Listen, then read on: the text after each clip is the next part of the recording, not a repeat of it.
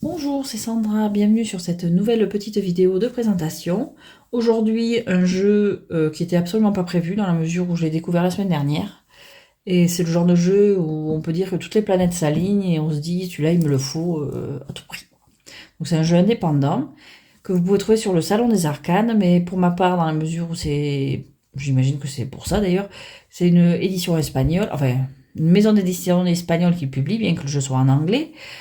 On le trouve dans des boutiques chez moi. Là, je l'ai trouvé dans une petite boutique, dans un coin d'une placette, une boutique geek où il y a des jeux de société, des jeux de table, des figurines, de collection, des Funko Pop et tout ça, des tables pour justement les jeux de rôle, ou même là, c'était le cas samedi matin, des gens qui s'échangeaient des cartes Pokémon.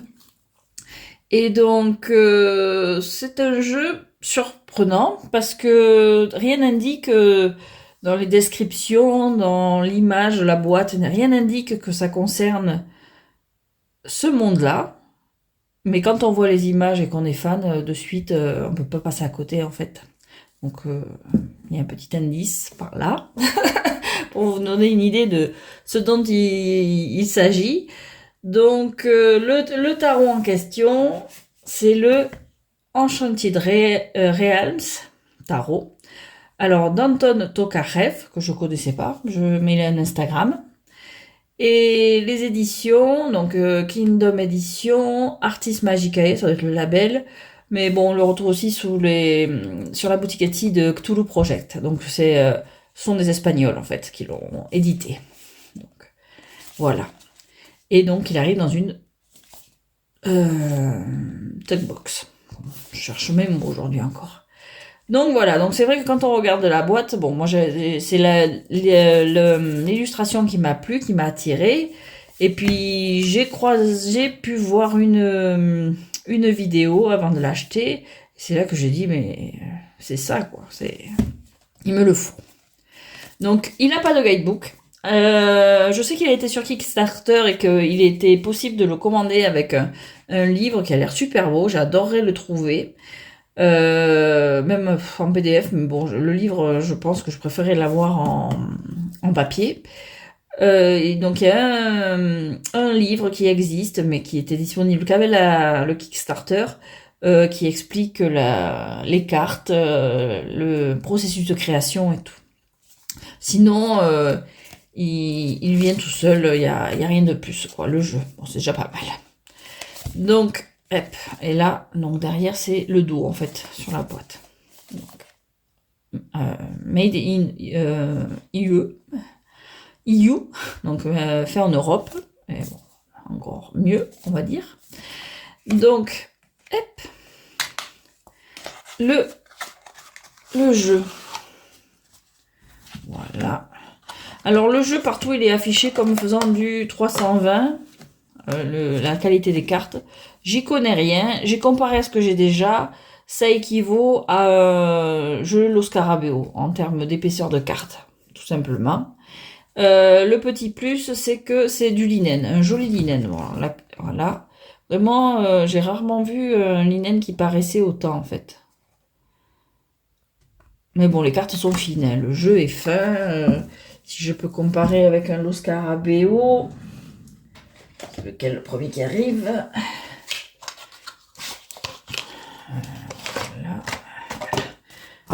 Voilà, le niveau d'épaisseur, on est sur du... c'est pareil, quoi.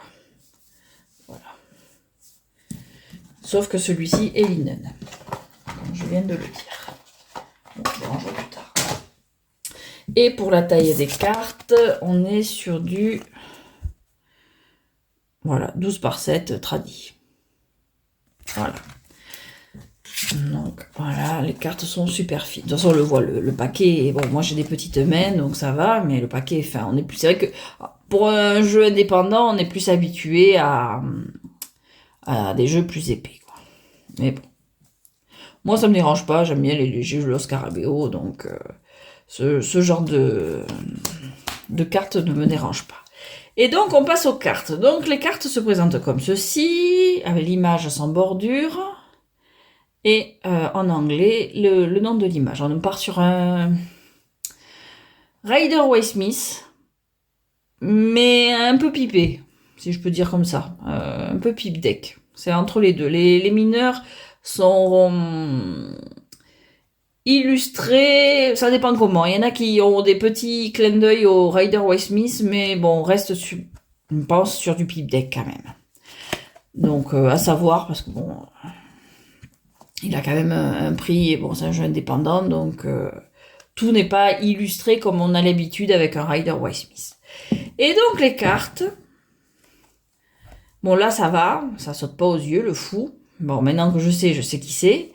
Mais après, les majeurs, on reconnaît quand même facilement le monde sur lequel s'appuie ce jeu. Quand on connaît le monde, évidemment, et quand on est assez familier de ce monde-là, pour l'instant, je dis pas trop, je me suis pas trop avancée, mais bon, il y a ma petite figurine qui parle. Voilà, moi j'avoue que, bon, là déjà, je commençais à me dire, je connais encore plus, et je crois que c'est, voilà, là, bon. Et je crois que c'est ce personnage, en fait, qui me dit, mais c'est exactement celui du jeu vidéo, en fait. Et donc, et puis bon, là, il n'y a plus de doute possible. If you want justice, hire a Witcher. Et donc, le jeu est effectivement entièrement inspiré de la saga The Witcher, le sorceleur. Andrzej, je sais plus dire son nom, c'est un nom polonais, Spapowski. Bon, je suis désolée. Je vais pas le dire trop fort parce que je sais jamais son nom, j'arrive jamais à prononcer son nom. Bon, bref, c'est pas grave. The Witcher, donc on peut difficilement passer à côté. Les jeux vidéo, moi j'ai découvert ça avec The Witcher 3 sur ma PS4. Et puis coup de cœur quoi pour ce jeu, ça reste un de mes jeux vidéo préférés, peut-être mon jeu vidéo préféré. Et dans la foulée, ben, je me suis fait le 2. Bon, je les ai fait à l'envers, mais je m'étais regardé des vidéos, ça avait duré 8 heures ces vidéos, qui reprenaient les cinématiques du 1 et du 2, le 1 sur PC. Et pour pouvoir bien appréhender le 3, et puis à rafouler les livres. Les livres, je les ai lus et relus, surtout les nouvelles. Il y en a 7, plus un qui est sorti après les jeux. C'est quoi, la saison des orages? Et là, ben, j'attends le dernier qui est sorti, je sais plus le titre, c'est une histoire de corbeau. Mais bon, ça parle en gros des débuts de Geralt de Rive en tant que... ou Gérald, ça dépend. En tant que sorceleur. Et puis alors évidemment, il y a la série, mais bon, la série étant ce qu'elle est, je la regarde. Il me tarde, en général, j'attends, j'ai regardé les spin-offs aussi. Je la regarde, il me tarde de savoir comment ça va se passer la suite avec le nouvel acteur là qui a remplacé Henry Cavill, Liam Hemsworth. J'ai du mal avec les noms, je suis désolée encore une fois. Il me tarde de découvrir. J'avais été voir dans un salon, on avait pu aller voir celle qui joue Yennefer et Ciri, et elles étaient venues à Madrid pour parler de la série. C'était super sympa. Et bon, la une, j'avais aimé. Mon conjoint avait rien compris, mais bon, moi j'avais aimé. Lui, il connaît absolument pas la saga, c'est pas son truc. Le 2, non, c'était le bordel, j'avais pas accroché, c'était parti dans tous les sens. La 3, si, ils arrivaient à raccrocher un peu les wagons quand même.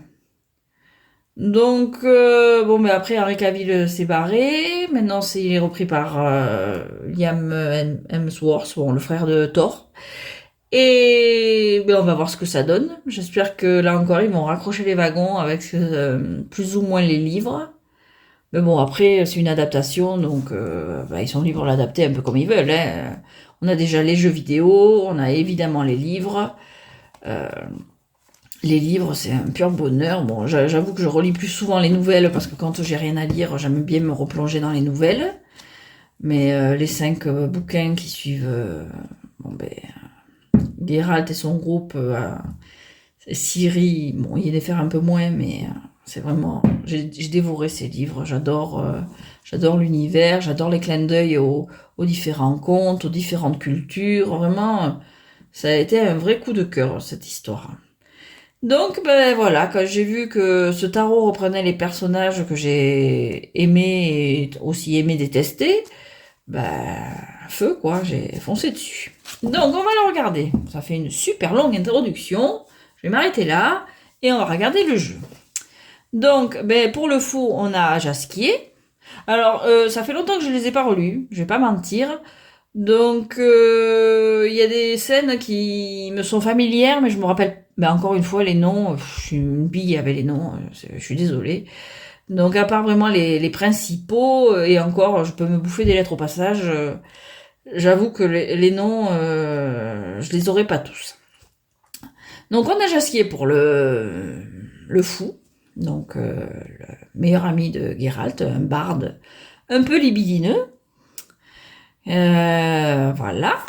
Bon, ben, Geralt pour le magicien, le loup blanc, avec ce qui trace un signe, qui doit être Igni, j'imagine, avec une couleur un peu feu comme ça. Des signes qu'on peut donc utiliser dans le jeu vidéo. Yennefer, là on retrouve vraiment la tenue qu'elle porte dans le jeu. Enfin les manches, pas exactement, mais ça, et puis son collier en forme d'étoile. Donc pour la prêtresse. L'impératrice, j'avoue que je sais pas quelle ça peut être, laquelle ça peut être. Non, là j'avoue que j'aurais pas le nom. L'empereur, ouais, ça pourrait. Là, le soleil derrière, ça doit être mince. Faut que je me replonge dedans pour l'empereur. Qui danse sur la tombe de ses ennemis, là. Mince, je sais plus son nom. Bon, le méchant, quoi. L'empereur. Bon, bref. Sans spoiler, je vais éviter les spoilers. Bon. Le hiérophante, je sais plus. Donc, c'est une magicienne de toute évidence. Bon, ben là, on a Yennefer et Geralt pour les amoureux. Il aurait presque pu ajouter une petite licorne pour toucher moi. Là, ça doit être Zoltan pour le chariot. La justice, je sais pas. Émir. Je crois que c'est Émir, l'empereur. Si je ne me trompe pas, c'est Émir, voilà. L'ermite. Je saurais pas trop que... attendez. S'il a des dents de vampire, ça doit être Régis. La roue de fortune. Sur l'Instagram, l'artiste donne... Bon, il met pas toutes les cartes. C'est pour ça que j'adorerais avoir le livre. Il met pas toutes les cartes, mais il donne certaines infos pour certaines cartes, en fait. Bon, souvent c'est écrit en russe, mais avec Insta, on peut traduire. Il donne les personnages. Bon, là, on a Ciri dans le désert avec la licorne, dont je ne me rappelle plus le nom non plus. Yennefer pour le pendu.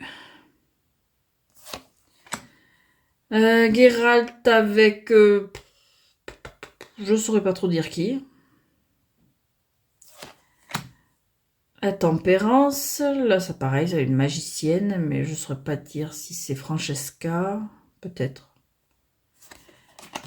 Le diable, ça doit être... comment il s'appelle? Vilgeforce quand il torture Yennefer. Bon, il y aura peut-être des spoilers, mais bon, les livres étant sortis à belle lurette, si vous voulez les lire... Enfin bon, les infos sont déjà... La tour serait partie sur la bataille à l'école de magie, là, je me souviens plus son nom. Là, on a probablement Ciri pour l'étoile. La lune, je suis pas sûre. Le soleil, je saurais pas dire non plus. Mon magicienne, j'imagine. Le jugement. et le monde. Donc j'imagine qu'il y a un roi et... Non plus, je me souviens plus comment il s'appelle. Espèce d'espion. Mince, je me souviens plus son nom. Gérald lui pète une guibole. Mais je me souviens plus son nom. Et donc on arrive aux cartes, aux arcades mineures. Et donc, oui, là, on part sur du pipe deck. Bon, il y en a qui ont des points de repère pour rappeler les illustrations du Rider-Waite, mais bon, ça reste du pipe deck plus. Voilà. Donc, le l'as de bâton, le 2 de bâton, le 3, 4, le 5, voilà, on reste avec les mains, là, on retrouve un peu l'ambiance du 5 de bâton. Le 6, voilà, la gloire. Le 7. Le 8. Le 8 est relativement simple, même dans le Rider-Waite, l'illustration, elle est quand même... Donc bon. Pas pour les débutants, je pense qu'il faut quand même avoir en tête le Rider-Waite, et puis, bon, après, ça peut être un jeu pour collectionneurs, hein. Mais faut avoir la tête à Rider-Waite pour, comme je dis, raccrocher les wagons, en fait. Le 9 et le 10 de bâton. Alors là, j'avoue que je raccroche pas, justement, par rapport au 10 de bâton traditionnel du Rider-Waite. C'est une jolie carte, mais j'avoue que je vois pas trop le rapprochement avec le fardeau et tout ça. Je me trompe pas, c'est bien le 10 de bâton, hein. Oui. Oui, c'est le 10 de bâton en général. Ouais. Genre, vous allez me répondre. N'importe quoi. Bon, alors, le page Visogota. Il me semble que c'est un gars qui aide Syrie à un moment donné. Là, on a Duni Dani qui redevient humain pour le cavalier. C'est un homme qui était transformé en bête et qui... Dans la série The Witcher, le sorceleur, il y a souvent des références aux contes connus. Donc La Belle et la Bête, Blanche-Neige, Cendrillon, un truc comme ça. Donc là, c'est un homme qui était transformé en bête. La reine de bâton... Bon, c'est une des éternelles créatures qu'on peut trouver tant dans le folklore que dans la saga. Le roi de bâton, pas très joyeux. L'assassinat, ça doit être... mince. Le roi de Redania, non? Bon, je me souviens plus. Faudrait que je les relise, en fait. Pour les nouvelles, j'ai relis souvent, mais la saga, j'ai lu que 2 fois. Bon, alors, l'as de pentacle, le 2, trouve l'idée un peu équilibre. Le 3, j'aime beaucoup les fleurs. Le 4, bon, mais là, oui, c'est du pipe deck. Le 5. Le 6. Le 7. Le 8, alors voilà, là, il y a un peu plus d'illustration. Le 9. Et le 10. Alors là, on a le page. Le cavalier, qui ça peut être. La reine. Probablement une magicienne aussi, mais je me souviens plus laquelle. Le roi. Alors, l'as de coupe. Le 2, bon, bah là, oui, on est sur du pipe deck. Le 3. Elles sont magnifiques, les cartes. Mais bon, c'est vrai que je pense qu'il y aurait pu quand même faire... enfin, il y a moyen de faire un jeu entièrement illustré avec The Witcher. Hein, il y a pas... Alors, je sais qu'au début, il avait fait un jeu qu'avec les majeurs. Après, on a dû lui réclamer qu'il fasse un jeu entier, je sais pas, vu que je connaissais pas. Et bon, ben, il a fait Il a fait comme ça. Bon, j'imagine que ça prend moins de temps aussi.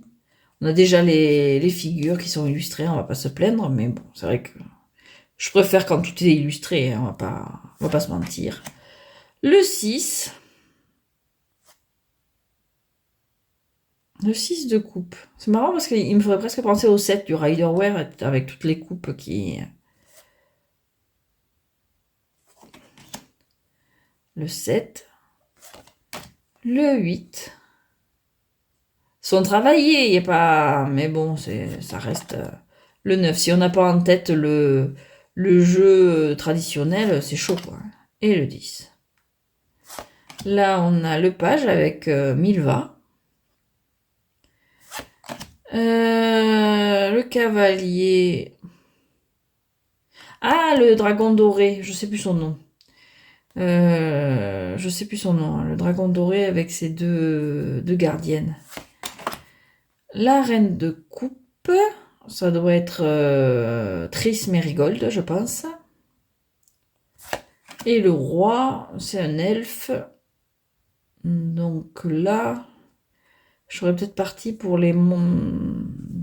Sans trop spoiler, ouais. Le monde des elfes, quoi. Alors, l'as de d'épée, Nuncam Retorsum. Le 3, le 2. J'aime bien celle-là. Bon, mais le 3, là, on raccroche avec le Rider-Waite-Smith. Le 4. Le 5. Le 6. Le 7. Le 8, là, on raccroche là aussi. Le 9, là, c'est moins évident, je trouve. Et le 10, là, ça va. Et pour le page, on a, je crois que je l'ai vu sur l'Insta, Riens qui se fait attaquer par Yennefer. Le cavalier, aucune idée. Visiblement, c'est un cavalier de l'Empire, mais je sais pas si c'en est un en particulier. Là, on a la lionne de Sintra pour la reine. C'est quoi son nom? Calante, je crois. Et le roi d'épée... Je me souviens pas. Je vois pas. Donc voilà. Donc voilà le jeu. Bon, mais quand on va sur son Insta, il le décrit comme son jeu The Witcher. Hein, y a pas... Mais c'est vrai que quand on le voit sur le Salon des Arcanes, ou même sur les... Enfin, c'est plus ou moins tous la même description. Ça va être le truc de la maison d'édition. Il est décrit comme un jeu sur le folklore... les créatures magiques, les magiciens, les chasseurs de monstres, mais The Witcher est pas mentionné. Mais c'est un jeu The Witcher, et pas les personnages. Quand on connaît ne serait-ce que les jeux, je pense que le visuel s'appuie beaucoup sur les jeux. Il n'y a pas que eux, parce qu'il y a des choses qui apparaissent pas dans les jeux, mais on retrouve facilement les différents personnages, les différentes scènes, quoi. Donc c'est vraiment... Je suis super contente de l'avoir. En plus, c'est un cadeau de mon cher et tendre. J'ai été tellement contente de l'avoir retrouvé qu'il a tenu à me l'offrir. Le dos est super joli. Donc on est encore une fois sur du linen. Alors je sais pas si ça se voit bien. Oui, si ça se voit quand même. C'est du beau linen. Voilà. Oui, à mélanger, il doit pas... Ouais, ce genre de carte, c'est super agréable à mélanger. Elle glisse beaucoup, ouais. C'est... Voilà. Elles sont super souples, donc il y a moyen de les mélanger de la façon qu'on veut. Voilà. Moi aussi. Oui, elle glisse. À faire attention parce qu'elle glisse.